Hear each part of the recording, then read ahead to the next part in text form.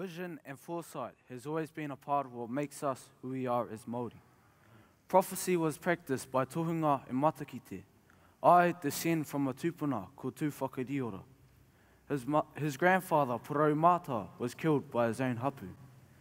Before tū whakariora was even born, his mother, Te Atakura, envisioned him coming to Whare Kaika, where I live, gathering his forces and then travelling on to Wharepunga to avenge the death of her father. Without vision and foresight, the people will be lost. That is what I am here to talk to you about today. As I think how timely it is that this is my kaupapa, knowing that our adults will hopefully, possibly change our government. We are all products of a past vision or foresight.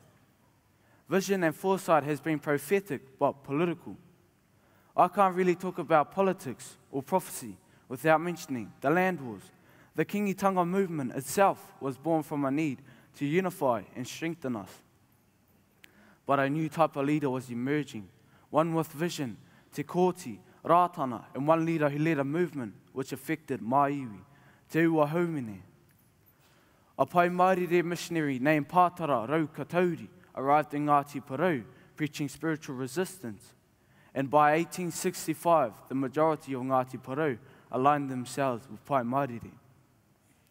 Some of our rangatira did not agree with this. It caused unrest amongst Ngāti Porou. One of those rangatira was Rāpata Wahawaha. He led forces against the Pai Mārire supporters in the last Ngāti Porou musket battle at Hunga Hunga Te Roa. He let those of Pai Mārire, not of Ngāti Porou, return to Taranaki and made his own pledge allegiance to the crown.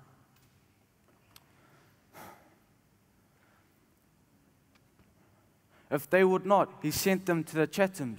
Another prophet united these prisoners of our civil war under the upraised hand, Ringatu.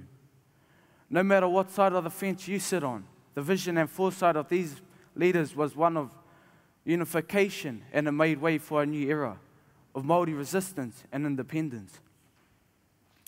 Ko tō ringa ki ngā rā kua te Pākehā, he ora mo tō tinana. Ko tō ngā kau ki ngā taonga ao tīpuna Māori, hei tiki tiki mo tō māhunga. The immortal words of another of my tīpuna, Apiranga ngata, was raised by Rāpata Wahawaha. This affected the politician our tīpuna became. In the late 19th century, 3 men graduated from Te Aute College and formed the Young Māori Party. Look in front of you today, we can read, write and speak in both Te Reo Māori and Te Reo Pākehā, enabling us to walk comfortably between both worlds. We have also had the land reforms and excellence in academics. I am a consequence of this vision. I am bilingual, and one day I want to become a farmer. I think we are pretty lucky to have the Māori candidates we have.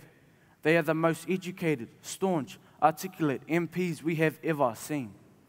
And I am proud to come from a generation of such vision and foresight. I am a mana movement man myself. I like the philosophy because mana calls for revolution and political thinking and returning to the days when people were more important than profit. I think it is important to have an independent Māori voice, and I think mana and Māori are able to do that for us.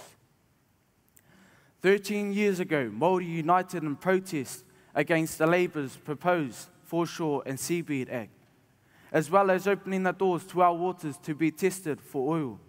They have also not offered an apology for taking the last piece of our customary land. The Foreshore and Seabed was modern-day confiscation, not any different to those land confiscations prophetic leaders fought for. Maybe it's timely to remember this, to reunite again so we can assert our rangatiratanga. Ki te kore he whakakitinga ka ngaro te iwi. Over 100 years ago, Kingi Tāwhiao spoke these words to show the urgency of unification and strong Māori leadership needed during his time. I think our leadership is strong. It all depends on us. Tomorrow, I hope that the decision you make will be in line with the teachings of our elders and the love we have for our whānau, hapu and iwi. I hope that we can look forward and see our future generations just like our tipuna looked into the future and saw us. Mā te ngākau aroha koe e arahi, Let a loving heart guide your decisions. Kia ora.